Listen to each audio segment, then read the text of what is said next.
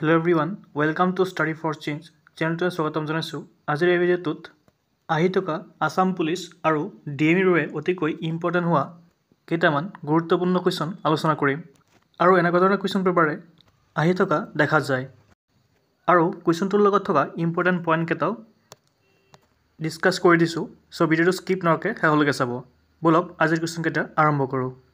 Question number 1, where is the India's largest national park located? ভাৰতবৰ্ষৰ সৰ্ববৃহৎ ৰাষ্ট্ৰীয় উদ্যানখন ক'ত অৱস্থিত? অপশ্যন এ আছে লাডাখ, উত্তৰাখণ্ড, মধ্যপ্ৰদেশ, উত্তৰাখণ্ড। ইয়াৰ শুদ্ধাঞ্চৰ হৈছে অপশ্যন নম্বৰ এ লাডাখ। লাডাখত ভাৰতৰ সৰ্ববৃহৎ ৰাষ্ট্ৰীয় উদ্যানখন অৱস্থিত। আৰু এই ৰাষ্ট্ৰীয় উদ্যানখনৰ নাম হৈছে হেমিছ নেশ্যনেল পাৰ্ক। ভাৰতবৰ্ষৰ আটাইতকৈ ডাঙৰ নেশ্যনেল পাৰ্কটো হৈছে হেমিছ নেশ্যনেল পাৰ্ক। আৰু এইখন লাডাখত অৱস্থিত। Next question. Question number 2, in which state Sirohi national park located? Sirohi ৰাষ্ট্ৰীয় উদ্যান কোনখন ৰাজ্যত অৱস্থিত? অপশ্যন কেইটা আছে মিজোৰাম, মণিপুৰ, নাগালেণ্ড, মেঘালয়া।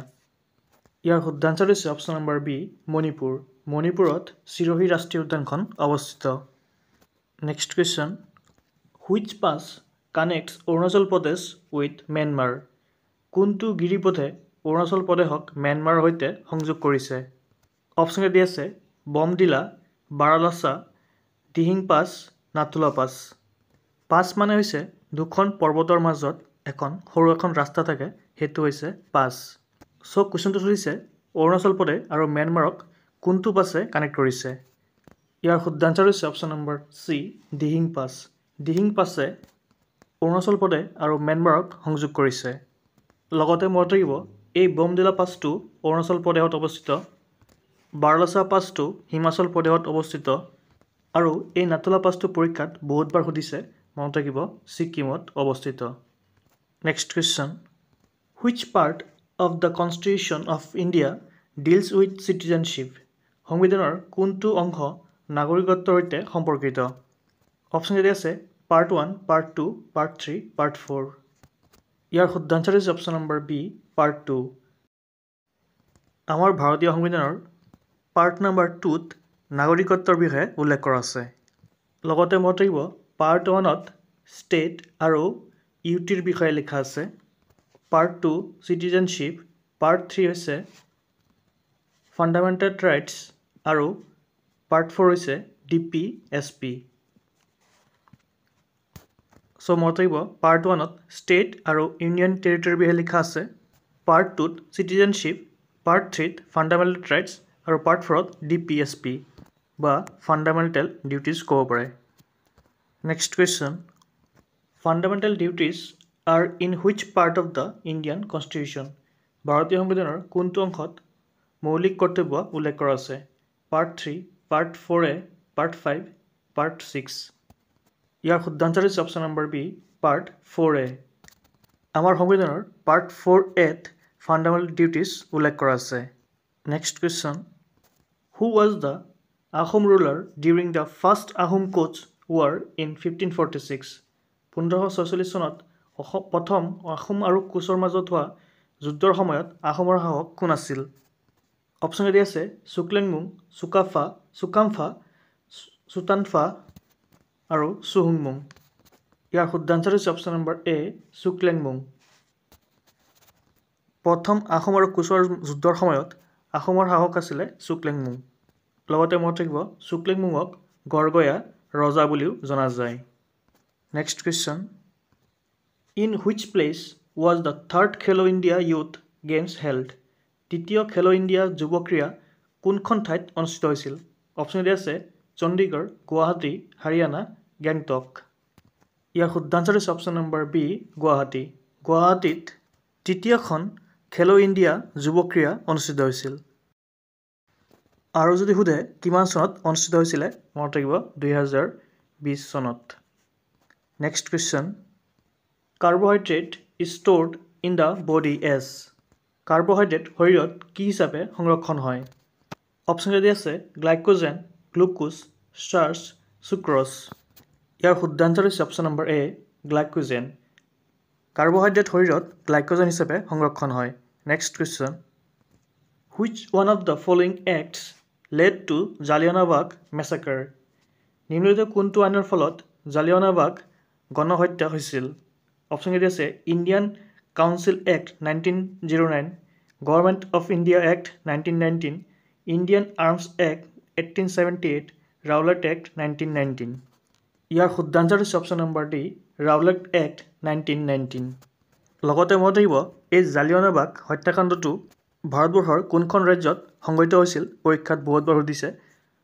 চ' মনত ৰাখিব পাঞ্জাৱৰ অমৃতসৰত 1919 চনত পাঞ্জাৱৰ অমৃতসৰত এই জালিয়ানৱালা হত্যাকাণ্ডটো সংঘটিত হৈছিলে। Next question, who was appointed as the first youth ambassador of UNICEF India? UNICEF ইণ্ডিয়াৰ প্ৰথম যুৱ ৰাষ্ট্ৰদূত হিচাপে কাক নিযুক্তি দিয়া হৈছিল? অপশ্যন এ আছে লাভলীনা বৰগোহাঁই, হিমা দাস, সৰিতা গাইকট, দ্যুতি চন্দ। ইয়াৰ শুদ্ধ আনচাৰ হৈছে option number B, Hima Das. Hima দাসক ইউনিচেফ ইণ্ডিয়াৰ প্ৰথম যুৱ ৰাষ্ট্ৰদূত হিচাপে নিযুক্তি দিয়া হৈছিল। ইউনিচেফৰ ফুল ফৰ্মটো হৈছে ইউনাইটেড নেশ্যন চিলড্ৰেনছ ফাণ্ড আৰু এই ইউনিচেফখন গঠন কৰা হৈছিলে 1946 চনত। Next question, which state has hosted the third edition of north east games 2024? কোনখন ৰাজ্যই উত্তৰ পূব ক্ৰীড়া 2024ৰ তৃতীয় সংস্কৰণখন আয়োজন কৰিছে? অপশ্যন কেইটা আছে ত্ৰিপুৰা, নাগালেণ্ড, আছাম, মেঘালয়া। ইয়াৰ শুদ্ধ আনচাৰ হৈছে অপশ্যন নম্বৰ বি, নাগালেণ্ড। এই কুৱেশ্যনবোৰ আহি থকা আছাম পুলিচ আৰু DMEৰ বাবে অতিকৈ ইম্পৰ্টেণ্ট হ'ব। চ' আপোনালোকে বহীত নোট ডাউন কৰি ল'ব কুৱেশ্যনবিলাক। আৰু যদি ভিডিঅ'টো চাই ভাল লাগিছে প্লিজ লাইক, শ্বেয়াৰ, ছাবস্ক্ৰাইব কৰিব। ব'লক নেক্সট কুৱেশ্যনটো চাওঁ। Gandhi Irwin pact is also' known by what other name? Gandhi Irwin চুক্তিক আন কি নামেৰেও জনা যায়? অপশ্যন কেইটা আছে গান্ধী পেক্ট, দিল্লী পেক্ট, আৰৱেইন পেক্ট, কানপুৰ পেক্ট। ইয়াৰ শুদ্ধ আনচাৰ হৈছে অপশ্যন নম্বৰ বি, দিল্লী চুক্তি বা দিল্লী পেক্ট বুলি জনা যায়। এই গান্ধী আৰৱেইন পেক্টটো চুক্তিটো 1931 চনত মহাত্মা গান্ধী আৰু আৰৱেইনৰ মাজত সংঘটিত হৈছিল। Next question, what is the full form of IFSC? IFSCৰ সম্পূৰ্ণ ৰূপ কি? অপশ্যন কেইটাৰ ভিতৰত শুদ্ধ আনচাৰটো হৈছে option number C, Indian financial system code. আমাৰ বেংকৰ একাউণ্টবিলাকত থাকে IFSC কোড, ইয়াৰ ফুল ফৰ্মটো হৈছে Indian financial system code. Next question, government college of art and crafts of Assam was established in which year? অসমৰ চৰকাৰী চাৰুকাৰু কলা মহাবিদ্যালয় কোনটো বছৰত প্ৰতিষ্ঠা কৰা হৈছিল? অপশ্যন কেইটাৰ ভিতৰত শুদ্ধ আনচাৰ হৈছে অপশ্যন নম্বৰ এ, 15 আগষ্ট 1947। 15 আগষ্টৰ 1947ত অসমৰ চৰকাৰী চাৰুকাৰু কলা মহাবিদ্যালয়খন প্ৰতিষ্ঠা কৰা হৈছিলে আৰু এইখন গুৱাহাটীত আছে। Next question, Ramnavami the first modern Assamese play was written by whom? Ramnavami প্ৰথম আধুনিক অসমীয়া নাটক কোনে লিখিছিলে? অপশ্যন কেইটা আছে Lakshminath Bezbaroa, Chandra Kumar Agarwala, Gunabhiram Barua, Atmaram Sharma.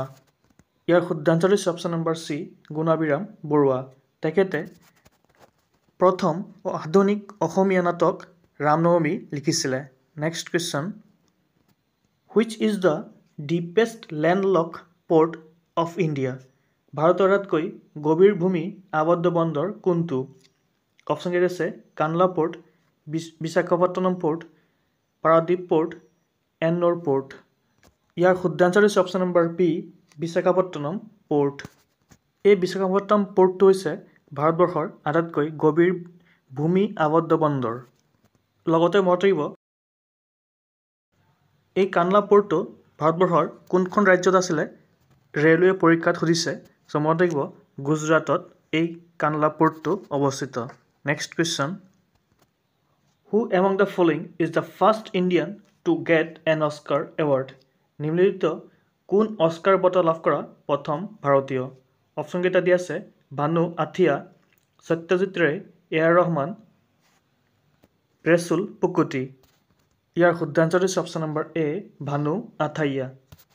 Next question, Assam valley literary award was started from which year?